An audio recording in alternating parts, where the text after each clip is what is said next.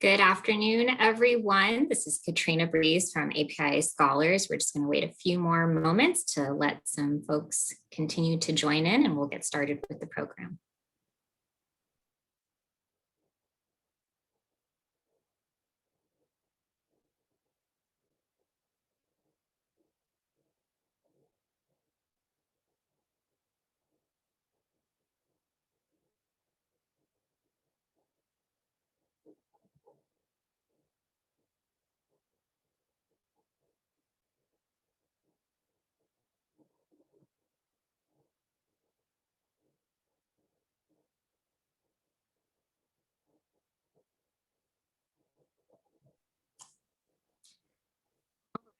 Good afternoon. My name is Katrina Breeze, and I am Vice President of Development and External Affairs for APIA Scholars. I want to welcome all of you today to the first in a series of webinars we'll be holding throughout the year. So today, I just want to give you a little bit of background about APIA Scholars. Many of you probably already know a bit about us if you're on our distribution list, but want to share that APIA Scholars' mission is to make a difference in the lives of API students by providing them with resources, increasing their access to higher education, which serves as the foundation for their future success and contributions to a more vibrant America. We were founded in 2003 and are the nation's largest nonprofit organization supporting the higher education access and success of Asian and Pacific Islander American community. So today, this is the first in a series that we're titling Innovators for Good. And our goal with this webinar series is to raise the visibility and work of API scholars, including the individuals and organizations that enable and empower us to be innovators for good. We'll be holding monthly events with themes that tie into various work that we do, and we're inviting stakeholders and community members from across the country and Pacific Islands to join us in that conversation. If you're here with us today, you're on our invite list, or you were shared this invitation with a member of our Friends of API Scholars. So please do feel free to share this invitation to those in your network so that you can join us for our future monthly events. So today's agenda, we're first going to start with an introduction to Noelle Harmon, our President and Executive Director, who will share history and context of research at API Scholars, as well as our 2021 key focus areas. We'll introduce Dr. Julie Ajinkya, and then have a conversation about why research and policy at API Scholars. We'll follow with a brief Q&A and some closing remarks. So we're really looking forward to joining you for that conversation today. So it is actually my pleasure to introduce to you Noelle Harmon, who is our President and Executive Director. Noelle joined us in June of 2018. Seems like not too long ago, I guess in some ways it wasn't too long ago, but here we are in 2021. Noelle brings with her experience in research and policy in higher education, which is one of the many reasons why our topic today is focused on research and policy at API Scholars, and of course, introducing Dr. Julie Ajinkya. Noelle has been executive director with us, as I mentioned, since June of 2018. And prior to that, she served in leadership positions at Say Yes to Education, the Brookings Institution, and CEOs for Cities. And so without further ado, I'd like to introduce you to Noelle and hand the reins over to her. Thanks, Katrina. Thank you, everybody, for joining.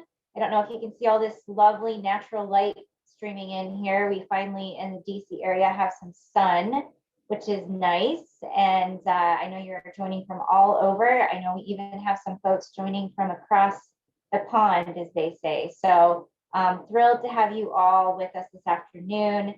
I'm thrilled to have an opportunity to introduce Julie, who joined our staff in January, and to just talk a little bit about our organization and where we're headed. So it's great to have everybody here, and thanks for taking time out of your busy schedules to join us. It's really odd. I was thinking this afternoon about how I'm starting to get used to doing things where I can see that there's a number of people participating, but I'm just basically talking to myself in the camera and my colleagues Katrina and Julie, and it's very odd, but here we are, and I'm sure all of you are doing similar things. So and thank you to Katrina, who really dreamed up this series as a way to share more about the work that we're doing, introduce staff to you, introduce sort of some of the work that we're doing here at APIA Scholars. So thank you to Katrina for all her hard work in putting these things together. As Katrina did share at the beginning, for those of you that aren't as familiar with this organization, just wanted to give a brief overview. As she said, we were founded in 2003, and we were actually founded by business leaders who really saw a scarcity of resources being directed towards the APIA community. And we're both curious about that, but also, said this is a huge need. The community is not homogeneous, and in fact represents, I think we determined 11 different time zones, 300 different languages, 48 distinct ethnicities. And for us now today in 2021, the scholars that we serve, and actually this last cohort, we have just over 60% of those scholars are first generation, and for the first time, we're pushing up towards 70% of those scholars living at or below the poverty line. So I know those statistics are probably really shocking to you. They're really shocking to us, and they demonstrate the need. Since we began in 2003, we've distributed over 150 million in scholarship dollars. However, that represents only about 11% of the need that's out there. So we are really laser focused moving forward on supporting our students, educating them, elevating them, and empowering them through college successfully and into the workforce. Going back a little bit in our story, one of the other reasons that we were founded was to be partners in the Gates Millennium Scholars program, which many of you have heard about.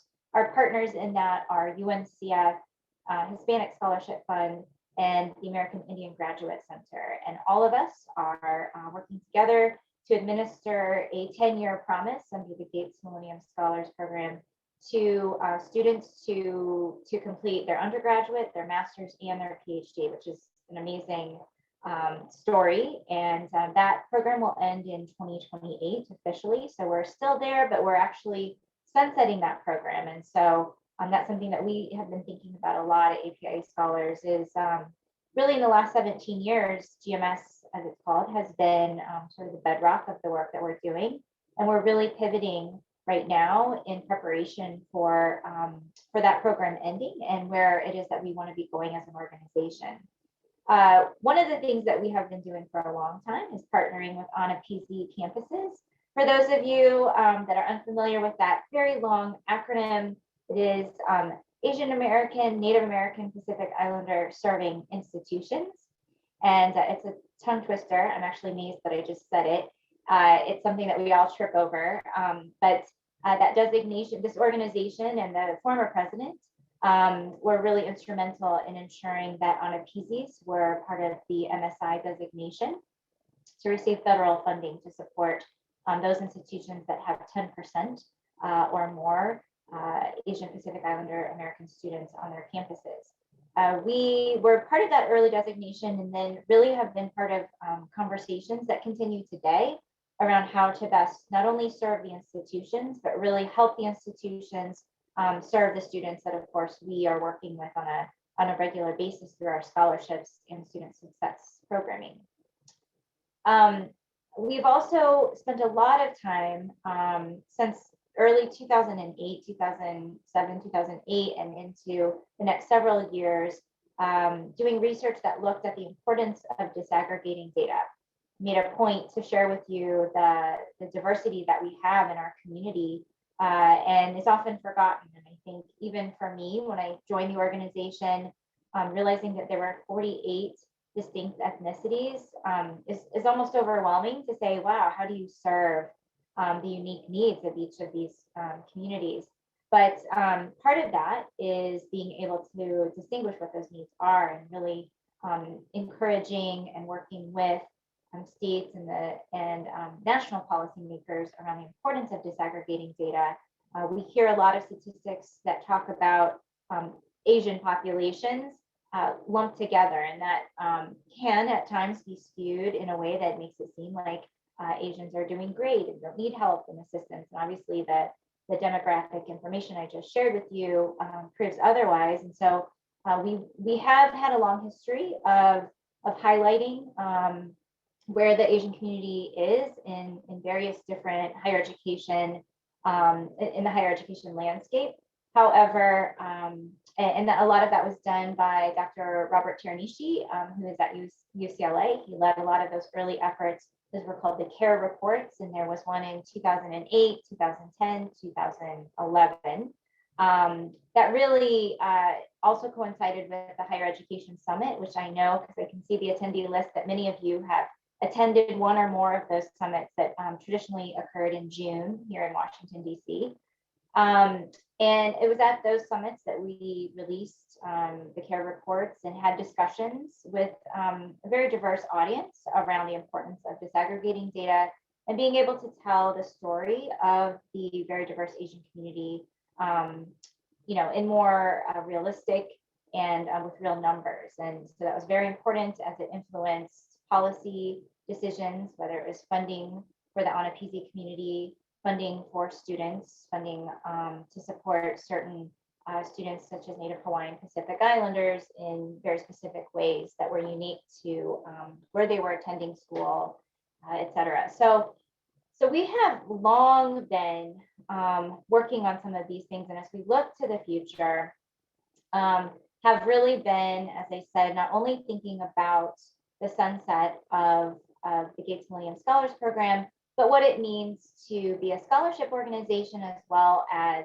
an organization that looks at student success. My own previous background has been in working with organizations that really looked at the intersection of college completion and economic mobility and vitality in communities, and worked at an organization where the scholarship was very important, but it was not the end all be all, and has really shaped my perception of the way that we can use scholarships as a tool, but not the only tool in the way that we encourage and support students to and through college. So as we look to the future and we look into this very odd world that we're living in now, and ways that we serve students virtually and continue to serve them through our scholarships, we've really pulled focus. You heard me mention educate, elevate, and empower. Those are three of our pillars, and we like to think of our work in those areas. I know one of our vice presidents, Sean Godwall, is on this webinar, and we were just talking today about how his team and programs has used those pillars to think about our near term, our short term, long term, midterm goals as we think about and outcomes, ways that we're serving students. So, we're really thinking about the focus areas under those pillars. So raising visibility, we want to, again, really think about the ways that we're partnering with Onapizis, telling the very diverse stories of the students, disaggregating data. We want to make sure that we are looking at where we can leverage previous research and build upon that. And ways that we can get more involved, not only in the Asian Pacific Islander community and be good partners with other organizations serving this community, but also in the larger national conversation around equity. Oftentimes, we need to remind our friends that this community should be at the table for those conversations. And right now, we have had, ever since Julie joined us, we've had some amazing opportunities through her network to be involved in some critical conversations around where we're headed in not only near-term issues such as the rise in anti-Asian bias in this country, but also the larger issues around equity and the equity space. We want to be at the table for that. We also are really looking at building our organizational capacity. We have, in some ways, even at 17 years old, we feel like a young startup. And so we are taking time to really think about what do we need for our own infrastructure? What are the kinds of things that we're trying to build internally? We're also thinking about our organizational capacity externally and ways that we can, again, be good partners and partners with other organizations within the APIA community, and also be good partners to other communities of color. And certainly at the heart of the work that we're doing is student success. And so we are continuing to administer scholarships, but thinking about the way that we do that. And so how can we create efficiencies with our scholarship funds? How can we increase the amount of funds, but also think about the way that we do our scholarships? And we know that the impact of multi-year scholarships is much greater than one-time one-year scholarships. And so how might we continue to tweak the way that we're administering those actual scholarships? Also thinking a lot about programs and services. Certainly COVID has impacted the direction. We have seen in our community mental health and wellness being one of the top priorities that we want to, we're obviously not a mental health services organization, but we have been working very intentionally with funders and other organizations to learn what they're doing to really think about and help meet the needs of our scholars. We did a survey in I want to say April, May of 2020, and of our scholars, and about 64%, I think, shared with us that mental health was something they were really struggling with and really could use assistance with. So that's one area. Mentorship is another area that we're very interested in. We already have a mentorship program, and we want to grow that quite a bit. And then leadership training for sure, and overlaying on that the APIA lens to that, and what that might mean is we're training up leaders for tomorrow, hopefully. So we certainly have a lot that we're excited about doing, working with APIA, working to ensure at the national level that data is being disaggregated, really thinking through the philosophy behind our scholarship programs. And the exciting part about all of this is when you get to bring on new partners and staff to be part of this work. So I'm going to transition just a bit to introduce Dr. Julie Ajinkya, who I have known for quite some time now. She and I were, back in the day when you met up for lunch and things. We did so a couple times a year, I want to say, Julie. Tried to anyway, as schedules permitted.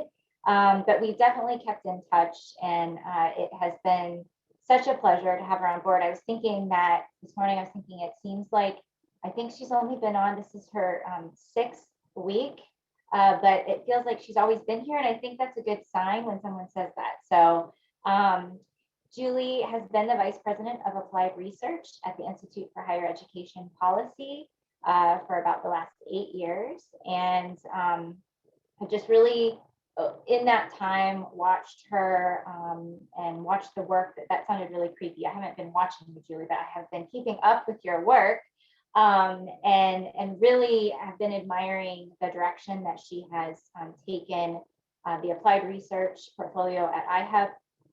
And the racial equity and social justice work that she does. She leads with her heart, I think, and has a deep passion for the work that we are doing. She is committed and just very aligned to our mission. And I'm just really thrilled, and I feel very lucky, and I know we all feel very honored that she would be interested in taking that next step in her career to come and work at APIA Scholars. So with that, I'm going to let Julie introduce herself and talk a little bit about her expertise and experience as well. I don't want to put words in her mouth, so I'm going to turn it over to you, but I'm going to be back to do a little Q&A with you.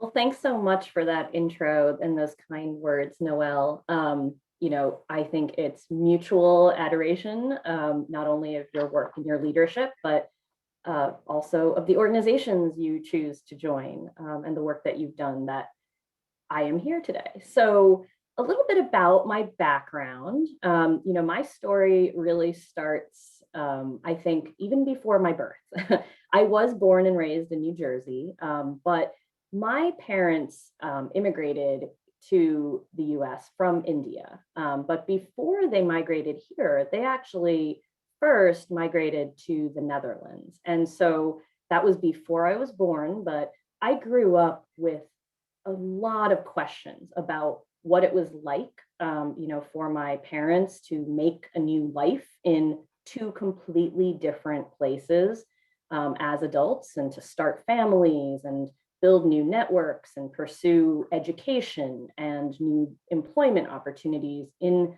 completely different places. And so those questions stayed with me and actually drove a lot of my research interests and ultimate work. I went to graduate school to study political science, and at the heart of what I was focusing on was, what happens when race is constructed at the heart of different countries, governments, and systems, everything from your press to your healthcare and education. And if race is at the heart of how those systems are designed, then what does it mean when you start to see how severe discrimination has become, and how can you actually redesign those institutions to address those inequities? And so I was actually in graduate school to study race and ethnicity at the heart of politics. I studied the development of Islamophobia in Europe versus the US, and really continued those questions about how immigrant communities assimilate, what's expected of them, how do laws and different public policies shape the environment that they can succeed in. And so after graduate school, my heart was certainly still in public policy where I'd been before graduate school. And so I came back to DC. And my first job after graduate school was at the Center for American Progress. And I was fortunate enough to join at a time where they had just started their first racial justice project. It was called Progress 2050. And, a decade ago, folks were finally starting to talk about the demographic change that our country has rapidly experienced, right? And what it would mean that we were going to quickly become a quote unquote majority minority country, where collectively communities of color would actually form the new majority numerically. And so my job was to really think about how race and ethnicity could change the way we thought about what public policies looked like to help the entire country advance. And this is really, where I started to really dig into what we call now an assets-based approach, to stop with the fear mongering about the deficits that communities are experiencing, and to really flip that frame and understand and appreciate how much diversity can actually bring to the country, not only to communities of color themselves, but to the entire country. And, so I really, really appreciated those years of studying everything from infrastructure to education. But at the end of the day, after a couple of years, I really wanted to think more about how specific systems played a role in racial inequity in this country. And I still teach undergraduate classes on race and public policy. And so I saw higher education as a system that in my own life had completely changed my own trajectory. And I saw in so many others could disrupt cycles of poverty and disenfranchisement. And so I moved to the Institute for Higher Education Policy, like Noelle mentioned, because it was an institute that focused on equity in higher education. And there I got to really focus, like Noelle mentioned, on an applied research portfolio, trying to make sure that the research we were conducting was actually driving change and it was actionable research. And so we got to focus on students, today's students, students who are increasingly not the traditional student that higher education was designed in this country to serve. And so I was able to, shine a spotlight through this work on communities that have been left out for far too long of conversations about equity. and populations such as justice impacted communities, adults who would like to return to school after stopping out, communities that are geographically, dislocated. So we often think of rural communities, basically any groups who higher ed was not effectively including. And so I really enjoyed, in DC's sort of ecosystem, to stay anywhere for 7-8 years is pretty unheard of. But I really, really believed in the work, and felt very fortunate that IHEP let me push the envelope of what equity even meant. And so now, what brought me to APIA Scholars, and I know we're going to talk a lot more about that today, was that I was really excited about joining an organization that understood how powerful higher education could be, and that, finances and scholarships were a tool, but one tool in a toolbox to help students succeed. And, that as the fastest growing immigrant group in this country, that APIA students had been left out of the conversation, but were clearly today's students that higher ed needed to be redesigned to actually meet the needs of. And most importantly, I think, from lived experience, I wanted to work with communities that were very close to my heart, that I understood what it was like to constantly be figuring out if you belong, or if you're American enough or South Asian enough. All of these questions about identity formation were so critical to my entire journey up until this point, that I'm incredibly excited to be joining so many friends and colleagues in the same type of work. Well, we are, and I am thrilled that we were able to, align. I think you and I have been talking for so long about, where our own individual careers have gone, but also I think about the things that we care about. And in DC, what we have seen in the last 10 years for sure.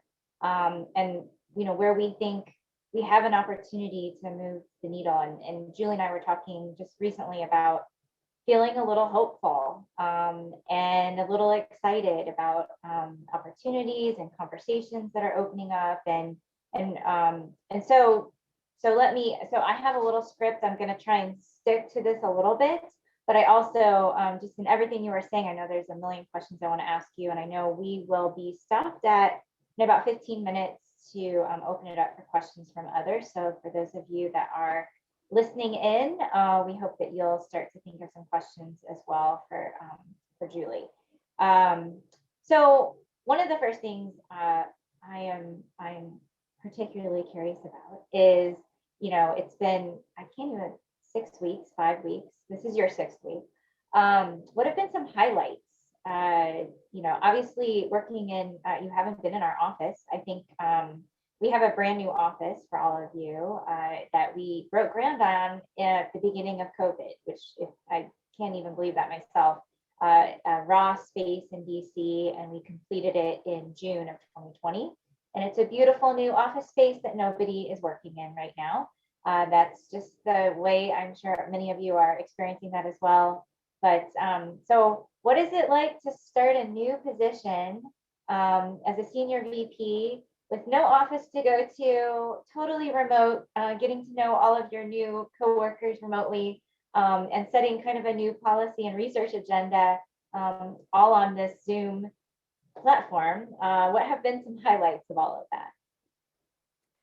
Yeah, it is really interesting to be onboarding in this new era where everything is virtual. But I think the flip side of that is I have gotten to really meet, colleagues on staff with their pets in the background and my own kids climbing on top of me, and just sort of taking one of those walls down, I think, and really just being able to see literally into each other's homes and families, and feel a more personal connection. I know it sounds ironic since we haven't even met in person, many of the staff, but I really have appreciated how much extra, effort I think this type of world does require of all of us, and some honesty and some boundary setting.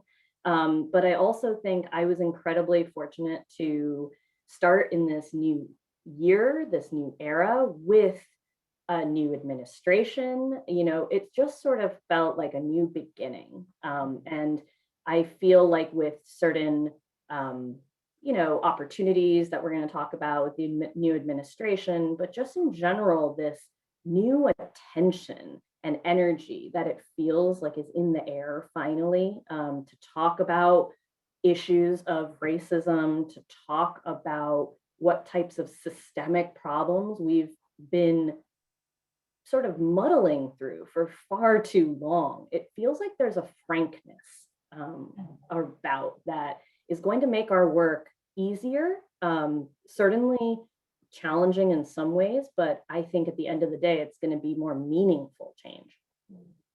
I love that. Yes, we have cats and we have rabbits in our APIA Scholars family, in addition to children. But yes, we definitely have a menagerie of folks who show up to our Zoom calls.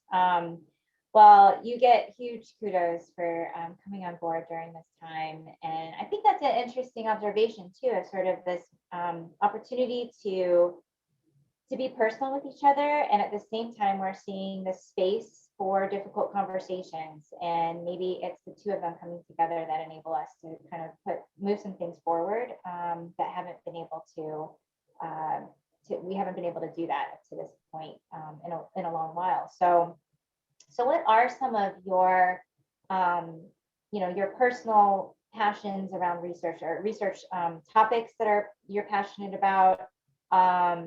What are things that you've done in the past, and how do you see those kind of building upon those in the work that you're wanting to do with us, leveraging some of what you've learned? I know the answers to this, but would love for all of the rest of you to hear this, because I think the way that Julie thinks about her work is really interesting, and we're really excited to see her not start over, but really think about how she can continue to build on what she has done and accomplished at IHEP with us. Sure. So I think just to start, at the heart of why I think education is so powerful is because knowledge is power. Why we advocate for more and more students to have equitable access to education is because we understand how powerful it can be. For me, it really drives home the importance of just knowing what you're talking about, knowing who is being affected, knowing how they are, say, falling out of the pipeline at certain places. And for our communities, particularly for APIA students, that knowledge is key, because we are such a misunderstood community. The history of Asian Americans, even as a political label in this country, is so poorly understood that it really makes me wake up, in the morning to think about what our role is in better educating our peers and the rest of our society about this. And more, I've been thinking about this concept. I know Noelle and I are both devouring Heather McGhee's book right now. This is not a plug for the book, but it is fantastic. And she talks a lot about this concept of unlearning the harmful systems like racism that have become just sort of, implicitly structuring everything that we experience. And so to unlearn something like the model minority myth that APIA individuals experience is really critical, given the rise in anti-Asian bias around this country, particularly during the pandemic, but pre-pandemic as well. The model minority myth exists to actually continue racism, right? It's weaponized to say, here's a group of immigrants and, Black and brown people who were able to make it just by pure grit, right? And that's an incredibly harmful, reductionist way of pitting marginalized groups against one another. And so only when you start to really understand and peel back the layers of, all of those diverse communities, the different laws and policies and reasons for migration that different people even came to this country, that's the only way you start to really understand how harmful, aggregating everyone into one big group really is. Because what it does is it renders students and individuals invisible. And so that's really, I think, where, my passion and research interests most align with APIA scholars. It's just amplifying and highlighting how diverse the needs are in our community and making sure that we can then target resources towards the students who need it the most. Yeah. Julie had the opportunity to work with us on some research that we were doing and a project that we were doing with the Ascendium Foundation. I believe Danielle Vetter is on this webinar, and so we want to thank them for their support with really looking at Native Hawaiian Pacific Islanders, another ethnic group that we have found in our own research has just the data shows is quite behind in terms of college completion and some college success metrics, including just persisting through college. So I think that I was so impressed, Julie, with just how you dived in with that project and not only with the research and working with the research team, but really thinking through what a project might look like to work with the Anapisis that are in the Pacific Islands, which is a nice segue to your interests and commitment. Julie has a long commitment and experience working with MSIs, minority serving institutions, but certainly with Anapisis. And we talked a lot about our future work with Anapisis. I see a number of folks that work at Anapisis or are presidents of Anapisis or past presidents that are on this webinar with us today.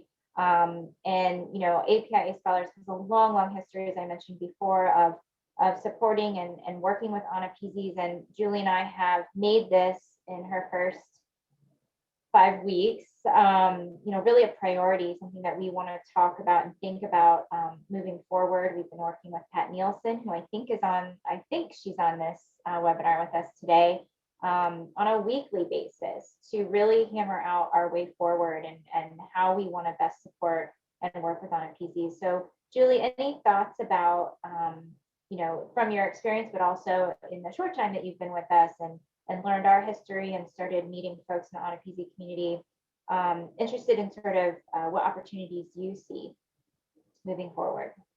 Yeah, absolutely. I think Anapisis are one of the best kept secrets of higher education. I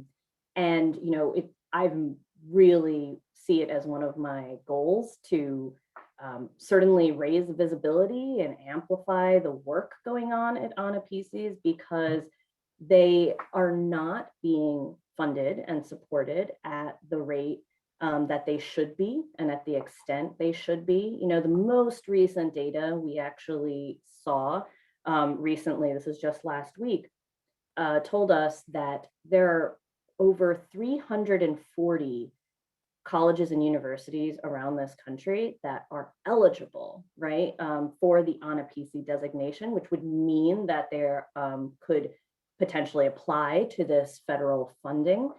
And that means that they have at least 10% of their student enrollment is made of APIA students. Now, of that 340 plus, once you add considerations of socioeconomic need and of the student population, it still is 160 institutions. Currently, there are only 23 institutions that are receiving on a PC grant funds. And so this to me means that there is a huge disconnect. I want to make sure that more institutions know about this program so that they can actually apply, meet deadlines and get the funds that they are already doing the good work with. So I also really want to make sure that we can highlight what ANA PCs are doing to make sure that they meet distinct needs for APIA students, from making sure that students with limited English proficiency get the supports they need, that students get mental health and wellness supports that they need as we see our crisis increasing around the country of students' mental health concerns. And then importantly, ANA PCs that are building really great partnerships with employers, because we know that our goal isn't just college completion. Our goal is college completion to lead to improve livelihoods, right? So how are students actually turning those college degrees into great jobs and then careers that they are proud of and make them the leaders that we know they are in their communities? So I would like to see us acknowledging ANA PCs as a strong engine of growth in our communities, and acknowledging that they're awarding, about half of the associate's degrees that APIA students receive, over a quarter of bachelor's degrees. So they are a significant educating force. And on top of that, community colleges in general, as institutions that were really designed to be more inclusive of today's students. This is a really unknown fact, I've come across in many conversations with folks, but nearly half of APIA students in this country attend community colleges. And so I don't want to leave anyone with the impression that we're only going to be advocating, for ANA PCs to be stronger, but I think for higher ed writ large, to really be acknowledging the importance of diverse student bodies and what they could be doing to meet those students' needs is really critical at this moment. And you've had the opportunity just in the last several weeks to meet with folks in the new administration already to be advocating on behalf of ANA PCs. Can you tell us a little bit about those opportunities?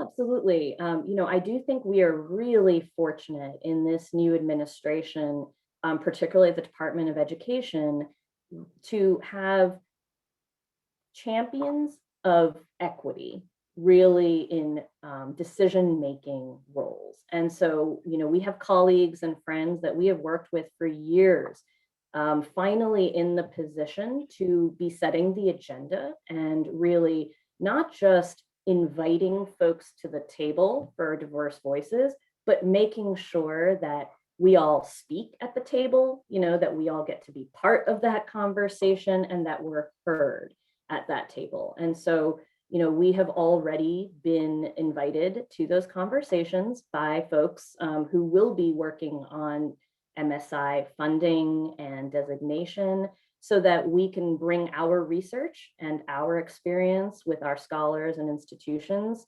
to those conversations to improve policies. That's great. Well, obviously, folks can see that Julie's been doing nothing since she joined us. And so I am, we could talk at length about more topics. I think as people can see, I am impressed every day at Julie's knowledge and experience and just expertise in policy and equity. And I hope, and I'm sure you can see, again, the heart that she leads with in this work. And so just underscore how grateful, how thankful we are that you have joined us. We are super excited. I actually see some of our board members are on this webinar as well. We have been just very excited to welcome you, and it seems like been talking about it for so long, and then January was here and you were here, and now we're running into March, which I can't even believe, but here we are. So Katrina, I'm going to throw it back over to you so that you can moderate any questions that folks have. I have one more question for Julie, but I'll wait and see if there's any questions from the folks on the webinar. Thank you, Noelle, and thank you, Julie. And just another plug, we do have some questions that have come in through the Q&A function, but if you have any for either Julie or Noelle about research and policy or just generally about API scholars and our priorities for 2021, please do have them come through. And so the first one that has come through, just wanted to tee this up as the first one because I found it to be particularly impactful and related to some of the conversations that we have had on our senior leadership team recently. And so this question is surrounding the recent social justice and BLM movements and the conversations around supporting diverse communities can at times be competitive. So how do you describe the work that we are doing or that we want to do to be good partners and allies with other diverse communities while also highlighting the unique challenges or needs within the APIA community? I definitely want to say that I would at first almost think that that question was planned because we have literally been talking about this even this morning. We meet as a senior leadership team every day. And this was the topic this morning, was talking about how important it is to be good partners. And really, we've had the opportunity to work closely with Hispanic Scholarship Fund, American Indian Graduate Center, and UNCF for the last 17 years under the GMS program, and have really seen the power of continuing to not only learn about each other. I think that's a huge learning we've had. We don't always know everything about other communities and the challenges that they have, but also have really taken some time recently to think about this idea of zero sum. Julie mentioned in Heather McGee's book, she talks a lot about this setup that we have in the US around, if one group is doing well, that has to mean another group is getting cheated out of something. And I think to Julie's point about unlearning, we have a steep hill to climb, but I think that the best of what I have seen, and I'll say this about the country, but also about DC, and in the time that I've been in Washington, DC, and the friendships and the colleagues and the collaborations that I have been part of, I think that's the very best.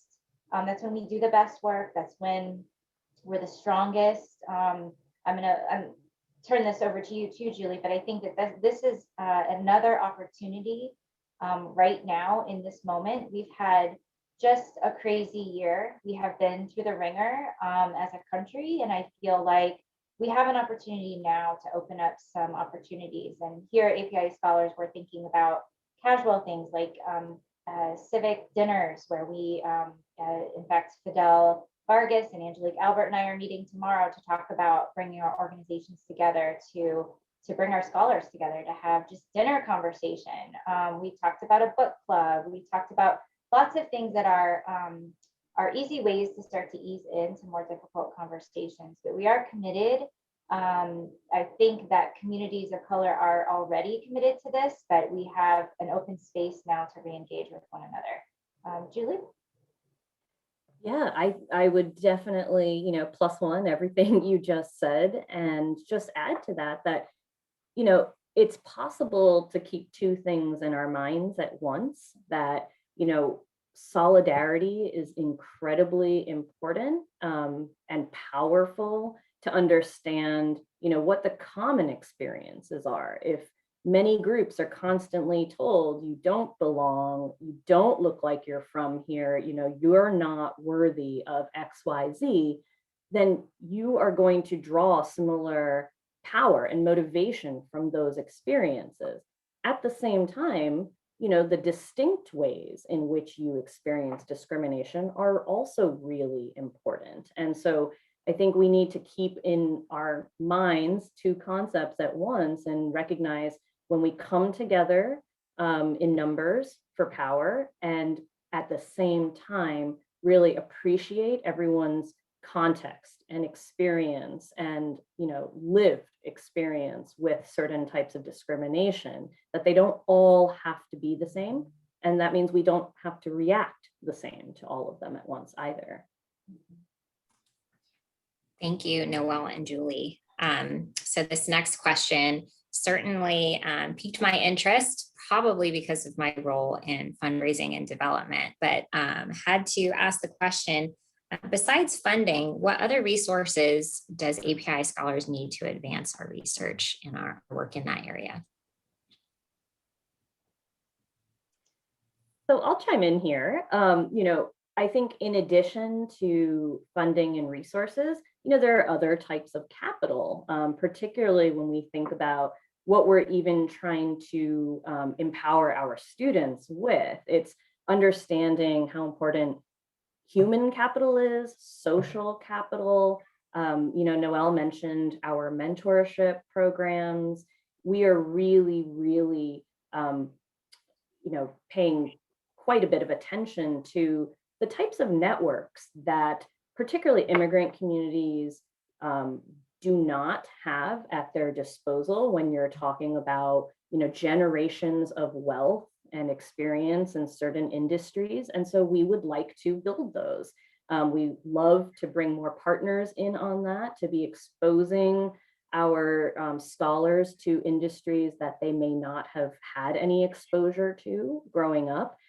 So we love to engage with, different corporate and philanthropic partners to really just maximize how many options, our scholars have at their disposal. Yeah, the other thing I would say is I think that we have started to work differently as well with our funders. So we were founded by 13 different corporations, and now we have a large mix of corporate funders. We have higher education, philanthropic funders. We have individuals who support our work, and I think one of the things that has changed is that I have seen even just in the last almost 3 years is conversations. Again, sort of thinking, what is it that you are trying to do as an organization? How can we support that? It's not always about funding. It can be other opportunities to Julie's point, being involved in things that the funder is already doing, and involving us in their programming. It can be really supporting us in ways that are unlikely, whether it is a clothing store offering dress clothes to some of our students, whether it is partnering with our partners in different ways. Katrina's been working very closely with McDonald's for the last 2 years, and that relationship has changed quite a bit, and has evolved to being, I would say, transactional to some extent through scholarship support, to really transformational that includes being very nimble, which you don't always think about for funders, but to say, wow, COVID is an imminent need. Your students have critical needs that need to be met right now, and so McDonald's was super nimble and did a food. Why am I blanking on how to say this? An emergency food grant for our scholars, and we were able to get that funding out the door relatively quickly. So I also think that we're in an interesting moment too, where we are in conversation rather than responding to, this is what we can do for you, but it's really a different kind of interaction that we're having these days, which is great.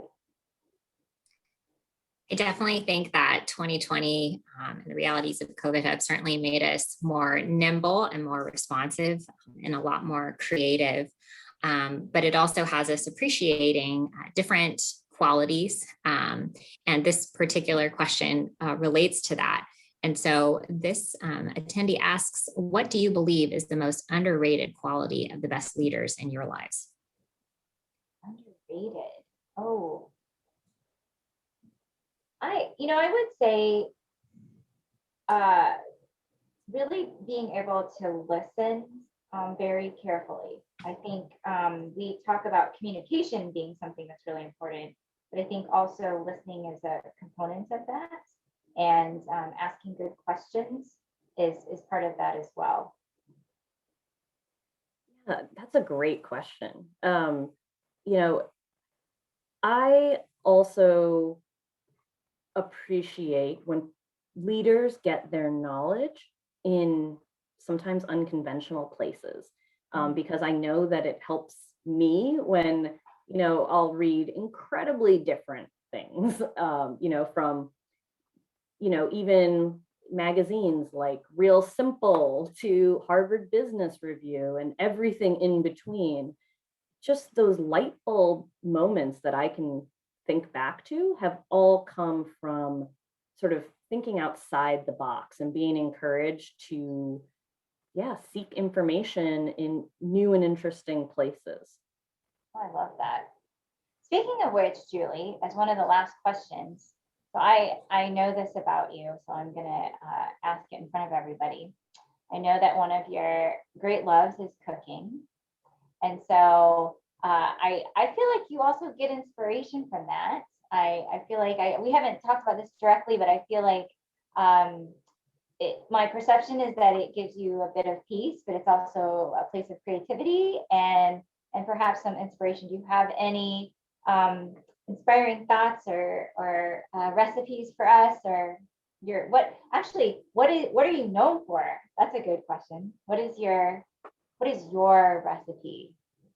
So I think if you asked my friends, they would say I am known for my cheese boards. Interestingly, I think I just get a lot of pleasure from putting together all sorts of varieties of things, and so really interesting cheese boards.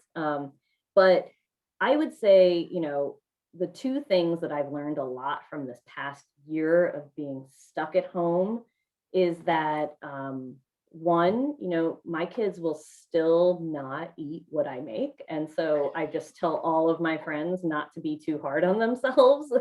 I love cooking. I consider myself like pretty proficient, but my kids are still the pickiest guests I will ever have at my dinner table.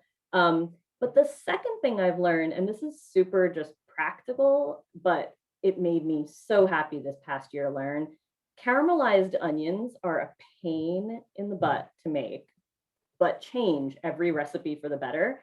And so if you also think that the quick shortcut to getting caramelized onions in a fraction of the time is just like a pinch of baking soda.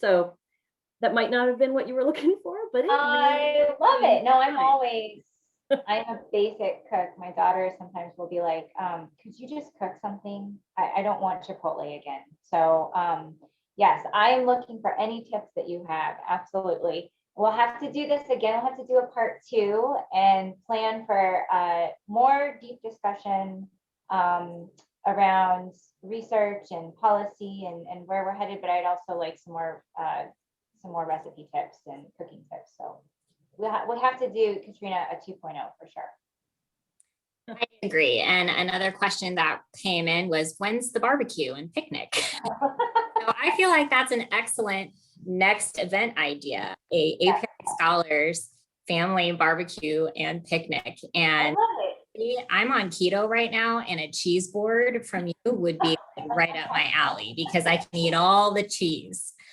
Want to thank both of you so much for participating in today's first Innovators for Good webinar.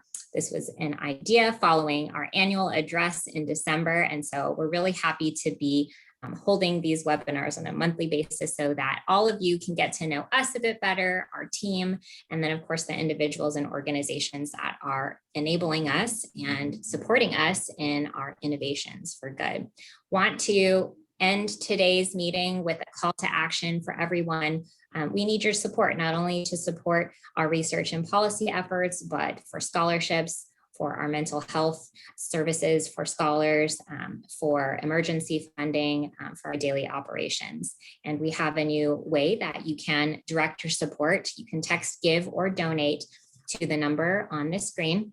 It's a 202 number and directs you to be able to make a donation through our text and online giving platform.